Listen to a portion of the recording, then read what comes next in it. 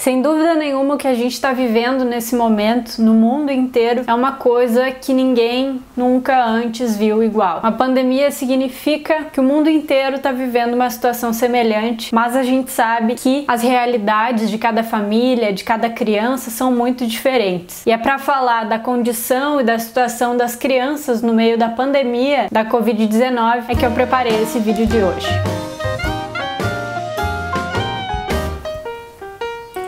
Tem uma coisa que eu fico batendo muito na tecla em todas as reportagens que eu faço, nos comentários, ou oportunidade que eu tenho para dar opinião de alguma maneira em algum veículo de imprensa. Eu digo que os cientistas eles têm que ser escutados. Também eu não poderia dizer outra coisa diferente, mas nesse momento de pandemia, nessa situação que a gente tem o mundo inteiro tomado pelo coronavírus, eu vejo muita gente duvidando da ciência. E eu não quero fazer isso aqui longe de mim, respeitando todas as orientações de saúde, as orientações da OMS, que é a Organização Mundial da Saúde, e toda a pesquisa que existe por trás das orientações de higiene, de isolamento e distanciamento social tem uma razão de existir, que é para que o contágio do novo coronavírus seja mais lento e a gente consiga ter condições de atender todo mundo que possa ser infectado e não que todo mundo seja infectado ao mesmo tempo. Mas não é de coronavírus que eu quero falar aqui, eu quero falar do momento em que nós estamos vivendo uma situação de isolamento social, de distanciamento social. Isso significa que muitas pessoas estão nas suas casas e que a maioria das crianças está fora das escolas. Ela está em casa ou ela está sob os cuidados de alguém, mas não está no ambiente escolar. E para além das notícias que a gente vê de crianças internadas com coronavírus, a gente precisa dizer que a Covid-19 pode ser perigosa para as crianças. Já falei em outras oportunidades aqui nesse canal que as escolas elas têm um papel fundamental quando a gente está falando de enfrentamento a violências sexuais contra as crianças aqui no Brasil. Isso porque, além da escola ser talvez o único lugar onde as crianças recebem algum tipo de instrução de como se proteger ou o que é indevido em relação a comportamentos, ajudam a explicar para as crianças o que configura uma violência, o que pode, o que não pode que outra pessoa, principalmente um adulto, faça com o seu corpo. Além de tudo isso, a escola muitas vezes é o ambiente onde a criança está sendo protegida e é de onde vão partir as denúncias que pode essa criança estar vivendo. A maioria das violências sexuais contra crianças aqui no Brasil acontece no ambiente familiar, acontece numa relação intrafamiliar, então é por isso que muitos não vão a denúncias. E a escola, então, como eu disse, tem um papel fundamental nesse sentido do enfrentamento às violências sexuais infantis. Só que aí a gente está em casa, a gente está em distanciamento social, a gente está com as aulas suspensas porque a orientação é que a gente não circule, a gente não fique perto, as crianças são vetores de transmissão de Covid-19 e isso tá certo, é claro que tá certo. Só que para algumas crianças o ambiente de casa ou não estar frequentando a escola significa um risco ainda maior, porque a gente está expondo essas crianças a violências. O que fazer em relação a isso? É muito difícil a gente encarar essa realidade e ver que uma medida de saúde mundial, que é o distanciamento social, que é não estar em aulas agora, ao mesmo tempo está colocando as crianças no ambiente mais perigoso para elas, que para muitas das crianças é o ambiente de casa, é dentro de casa, é onde as crianças tinham que estar sendo protegidas e cuidadas e amadas, onde elas estão sendo violentadas, infelizmente, é o que mostram os dados pra gente quando a gente fala da situação da violência sexual contra as crianças aqui no Brasil. E olhando para essas vulnerabilidades e para esses riscos aos quais as crianças têm sido expostas nesse momento de pandemia,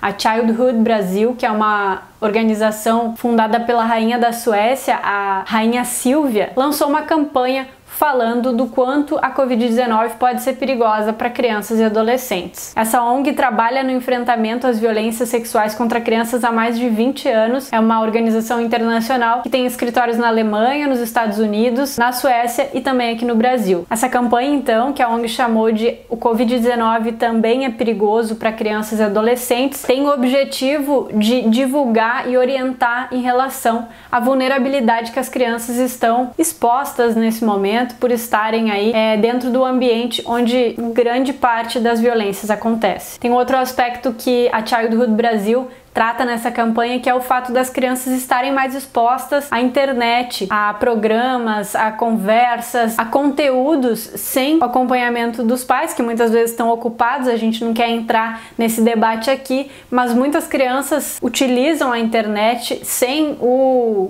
acompanhamento de um adulto, e isso também expõe elas a violências sexuais. Lembrando que a gente está falando de violências sexuais, a gente não está falando apenas de estupro ou de alguma violência que pode acontecer pessoalmente, a gente também está falando de exploração, de abuso e de diferentes tipos de assédio que sim podem acontecer de maneira virtual, ou seja, online. A gente já tem dados que mostram que a violência doméstica aumentou nesse momento de distanciamento social, e infelizmente não é diferente quando a gente está falando de crianças violentadas sexualmente. Eu convidei a minha irmã, que é uma adolescente de 17 anos, para ela contar um pouquinho como é a percepção dela em relação a campanhas que falam de enfrentamento a violências sexuais aqui no nosso país, e de que maneira ela percebe que essas informações são repassadas para o público semelhante a ela, ou seja, os adolescentes que são diretamente afetados por essa questão. Eu acho que esse é um assunto que demanda muita atenção, muito mais do que está sendo dado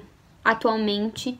É uma atenção maior da mídia sobre isso, e que não seja só no dia de hoje, só no dia 18 de maio, que seja relembrado por mais vezes e que seja tratado com a seriedade que realmente tem esse problema, e também que seja apresentado de uma maneira acessível para que as pessoas não se frustrem quando forem tentar entender sobre do que se trata esse assunto, porque não é fácil, é uma situação delicada e é muito importante que as pessoas estejam informadas para que cada vez mais esse número de vítimas diminua e que as pessoas fiquem conscientes de que esse é um grande problema na nossa sociedade. Obrigada, Mariana, por ter contribuído aqui no nosso vídeo. Tu, como uma pessoa dessa faixa etária, como uma adolescente, que faz toda a diferença nesse mundo.